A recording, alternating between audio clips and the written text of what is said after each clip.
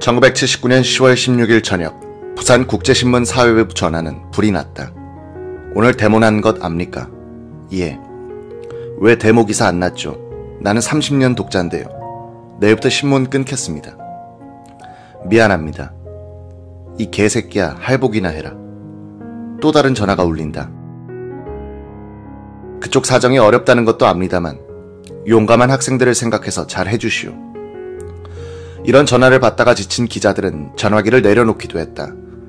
이날 낮과 밤에 사진 기자들은 시위 군중을 향하여 플래시를 터뜨린다는 것은 생명을 거는 일임을 알게 된다.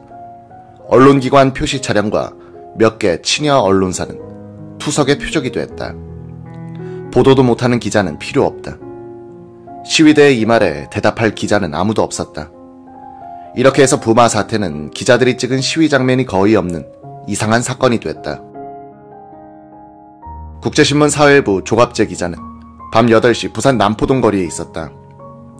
교련복을 입은 한 고교생이 길 건너편의 경찰을 향해 돌을 집어던졌다. 이때 기자가 잘 아는 서부경찰서의 한 사복 경위가 학생을 붙들어 종아리를 몇 번 걷어찬 뒤 자리를 떴다.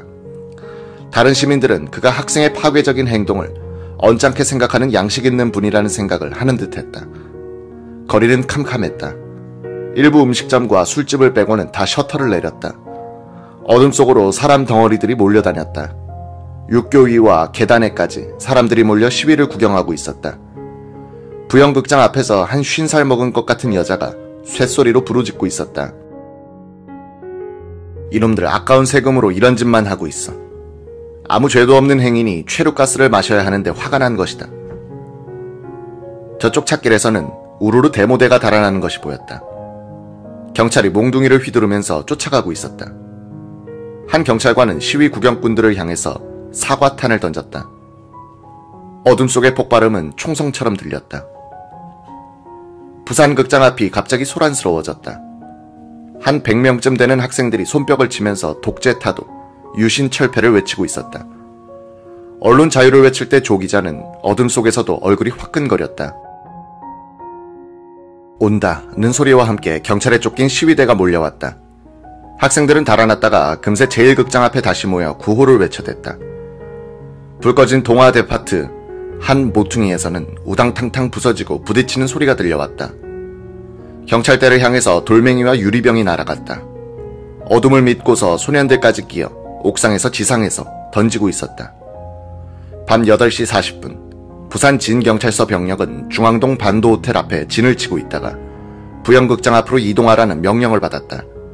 서장 안현세 총경의 지휘로 100명 병력은 기동순찰차, 2대의 작전트럭, 서장 승용차를 앞세우고 남포동 지하도 쪽으로 간선도로를 따라 행진했다. 그때는 500명가량의 시위대가 남포 파출소를 습격한 직후였다. 20평 남짓한 파출소는 시위대가 던진 유리병, 벽돌, 돌멩이로 폐허가 되어버렸다. 기동순찰차와 작전차가 교통체제를 일으킨 차량 행렬 사이에 끼었다. 작전트럭에 탄 경찰관들이 차에서 뛰어내려 경계태세를 취하지만 늦었다. 군중은 이들을 향해 돌과 유리병으로 포격을 한 뒤 강목을 들고 몰려오기 시작했다. 서장차가 맨 먼저 달아났다. 시위대는 기동순찰차에 유리창을 박살내고 운전사를 강목으로 쑤셔댔다. 다른 무리는 차를 뒤엎으려고 차체를 들썩들썩거렸다. 운전사는 차가 기우뚱할 때 뛰어나와 남포파출소 쪽으로 뛰었다.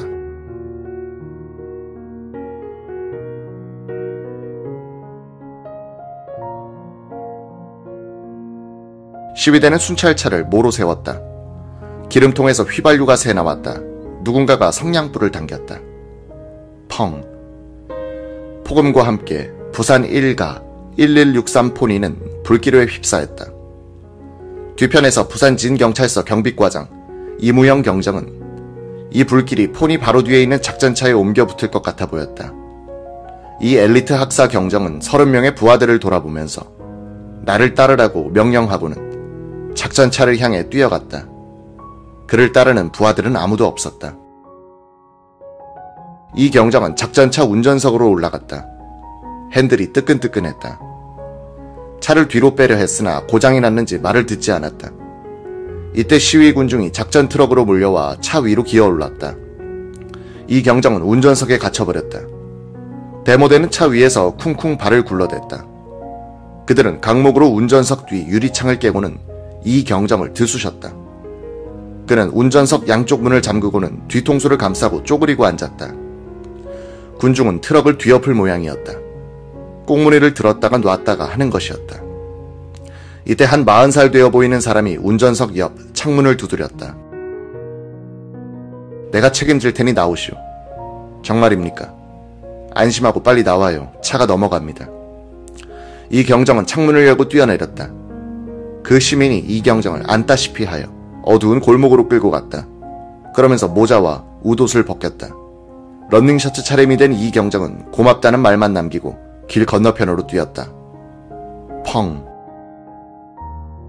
작전차에서 불길이 솟아오르는 것을 그는 어깨너머로 쳐다봤다. 부산 진경찰서 소속 부산 7가 1335 작전차에서 불길이 치솟았을 때 조갑재 기자는 그곳에서 한 100m 떨어진 부영극장 앞 육교 밑에 있었다. 폭음과 함께 치솟은 불길은 한 30m쯤 올라갔다. 사방이 환해졌다. 이어서 최루탄 쏘는 폭음이 터졌다. 우 하면서 시위 군중이 몰려가는 소리, 유리창이 와장창 깨지는 소리, 비명폭음, 불길의 조명이 잊을 수 없는 영화 같은 장면을 연출했다. 한폭 역사화의 민중 봉기 장면이었다. 암흑의 도심지에서 경찰 작전차가 뒤집히고 화염에 휩싸이는 장면은 30대 중반의 사건 기자로 하여금 무심코 이런 말을 하도록 했다. 한 시대가 넘어가는 것인가. 곁에 있던 선배 기자는 1960년에 3.15 마산 의거를 취재한 분이었다. 그가 말했다. 아무래도 예감이 이상해. 적어도 내일은 위수령이야. 이날 아침까지만 해도 박정희 정권은 바늘 하나 들어갈 틈이 없을 정도로 완벽한 체제였다. 대학교에서 학생이 벽에다가 반정부 낙서만 해도 경찰이 찾아내어 구속시킬 정도였으니 도심 시위는 물론이고 학내 시위는 생각할 수 없었다. 그런데 부산대학교에서 오전에 시작된 시위는 오후엔 도심지로 번져 시민들이 가세했고 밤에는 드디어 파출소를 습격하고 작전차를 불태우는 소요 사태로 확대됐다. 적어도 부산에서는 박정권이 하루 사이에 무력화되었다. 이날 사태의 충격은 시위의 규모나 강도가 아니었다. 완벽하게 보이던 유신체제에 대한 상상을 뛰어넘는 일격이 연쇄 반응을 부르는 충격파가 된다. 학생들뿐 아니라 중산층과 저변층이 가담한 민란 형태의 소요는 1961년 박정권이 출범한 이후 처음이었다. 1964년 6월 3일 비상계엄령을 부른 서울의 한일회담 반대 시위도 대학생들이 주력이었지. 일반 시민의 참여는 거의 없었다. 부산은 박 대통령이 한때 군수기지사령관으로 근무했던 곳이 아닌가. 자유당 정권 타도를 계획하고 있던 박 소장은 4.19 때는 부산지구 계엄사령관으로서 시위대에 호의적인 태도를 보였던 인연이 있다. 그 부산에서 일어난 대시위는 박 정권엔 무엇보다도 심리적인 대타격이 되었다.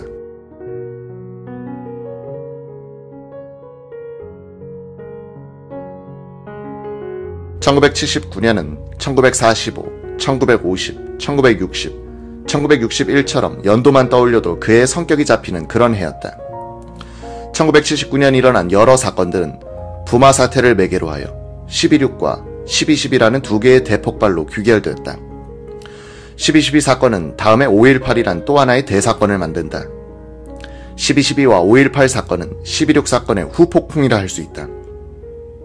결국 12.6 사건은 그날 하루 동안 있었던 일로 해서 18년간의 박정희 체제를 무너뜨리고 그 뒤 13년간 이어질 전두환 노태우 정권을 만들어낸다.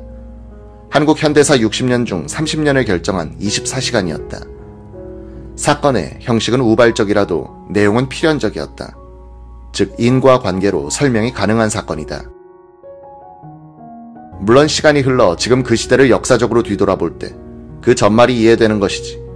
그 사건의 한가운데 있었던 사람들은 사태의 자초지종을 이해하기 어려웠다. 과거는 확실하지만 현재는 늘 모호하고 미래는 불안한 것이다. 1979년 초에 있었던 이란 팔레비 정권의 붕괴와 호메이니 정권의 등장은 석유값을 배럴당 30달러 선으로 올려놓았다. 제2차 석유파동이 온 것이다. 1973년, 1974년의 1차 석유파동 때 박정희 정부는 버려놓은 중화학공업 투자 계획을 접지 않고 오히려 호랑이 굴로 들어가 호랑이를 잡는 식의 과감한 중동건설 시장 진출로 이 위기를 전화위복의 계기로 삼았다. 1977년이 가면 중동에서 벌어들인 외화로 중동에서 석유를 사오고도 남을 정도가 됐다. 1979년의 제2차 석유 파동은 1차 위기 때처럼 석유를 구하기 어려운 상황을 만들지는 않았으나 정치 안정기였던 1차 위기 때와는 달리 국내 정치 위기가 맞물려 버린다. 경제 위기와 정치 위기의 결합이 부마 사태를 거쳐서 12.6 사건으로 폭발하는 상황 전개의 밑그림이었다. 박 대통령은 1975년 4월 월남 패망 직후 국민들이 안보에 불안을 느끼는 분위기를 이용하여 긴급조치 9호를 선포함으로써 야당, 언론, 학생, 재야운동권의 도전을 봉쇄할 수 있었다. 1978년 말까지 계속된 4년간의 정치 안정기에 박 대통령은 정치 비용을 최소화하여 국력을 조직화하고 능률을 극대화할 수 있었다.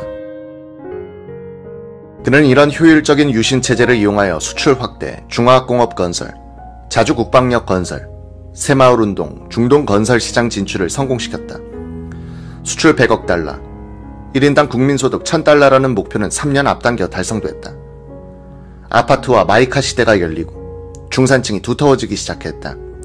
자신감이 붙은 박 대통령은 1978년 12월 12일의 총선거에 관권 개입을 금지시켰다.